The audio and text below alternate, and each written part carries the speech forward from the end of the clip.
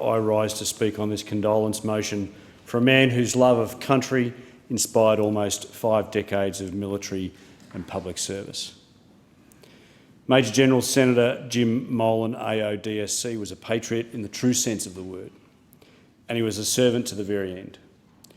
In his own words, democracy in both concept and practice was a significant part of his career and life, perhaps more so than for many Australians. A large proportion of this, over 40 years, was service rendered through a number of roles in the Australian Defence Force. He upheld law and order by backing up the police in Papua New Guinea as that ally and nation's fledgling democracy was born. He represented Australia and Indonesia at the fall of the Suharto dictatorship and the rise of democratic government. He put his life in harm's way to protect Australians and locals in East Timor and did the same again in the Solomon Islands. And he led operations in Iraq, supporting a coalition force of some 300,000 men and women in uniform. His decisions as a military leader often meant the difference between life and death. Perhaps more than any other man or woman to have walked this Parliament's halls in recent years, Jim knew the cost of this democracy, which we so often take for granted. And he understood the importance of protecting it. After decades in defence, Jim made national security his chief priority as a commentator, advisor and a parliamentarian. He was the co-author of Operation Sovereign Borders, one of Australia's most successful law enforcement operations, stemming the flow of human traffickers and restoring border integrity. And despite a rocky start to his Senate tenure with the rough and tumble of party politics, Jim worked tirelessly to make his time count. On his entry to the Senate, Australians by and large went about their lives as though living in the halcyon days. Little did we know that it was really a calm before the storm. Thanks in large part to Jim's fearless and fervent advocacy, we are now awake to danger on our doorstep, with war in Europe and increasing instability in the Asia-Pacific. I had the pleasure of hosting Jim in my electorate in Fisher. I asked Jim to come and speak with my veterans at the Caloundra RSL back in about 2019, I think it was.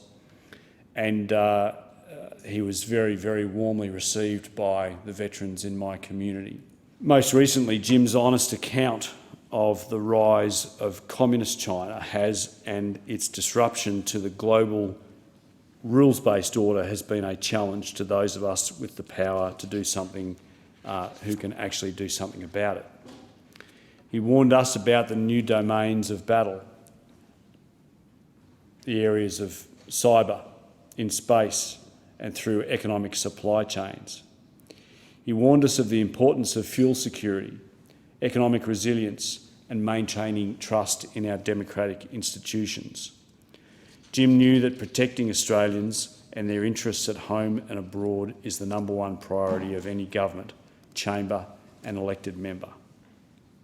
And his push for a comprehensive national security strategy has been a personal inspiration and is a cause I know many in this House will join me in taking up. I had the privilege of working with Jim on the Defence Subcommittee of the Foreign Affairs, Defence and Trade for a number of years. When Jim wasn't in the room, either because he was off doing other things or he was crook, I would often hear his voice more or less saying, "Ask him this question."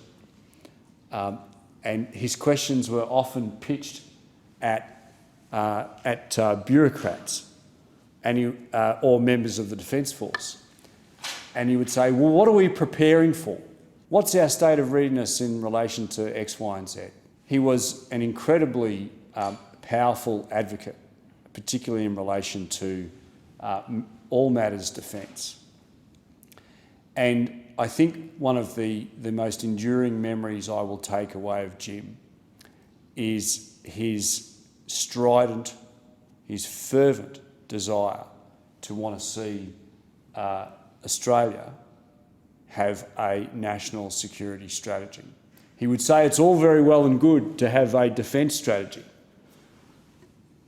But if the country itself is not united in relation to its supply chains,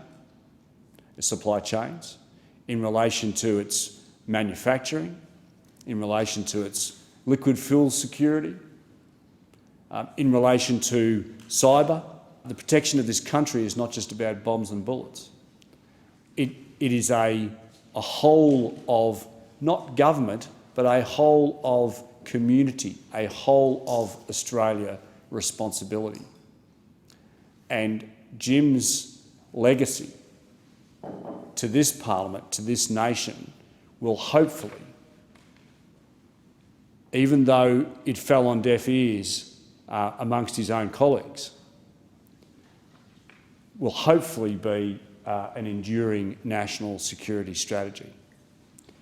Because unless we have a national security strategy, we are effectively attempting to defend this country in silos. And I was very, very proud to move a motion at our LNP State Council, or for our State Council, earlier this year, which was endorsed about the importance of national security strategy. And Jim's legacy that he has left us is a great one. I will miss him dearly because he became a good friend. I expect that many Australians will not know just how indebted we are to Jim Molan for his bravery, his foresight and his service. Jim Molan, pilot, politician, patriot, military officer, senator, servant, fighter, father, friend. On behalf of the people of Fisher, I offer my condolences to Jim's remarkable family, his wife Anne and his children Erin, Felicity, Michael and Sarah and his grandchildren. To you and to Jim Molan I say simply this: thank you for your service, Jim. Rest easy, soldier, your work here is done. Be at peace, you have been a good and faithful servant. Vale, Jim Molan.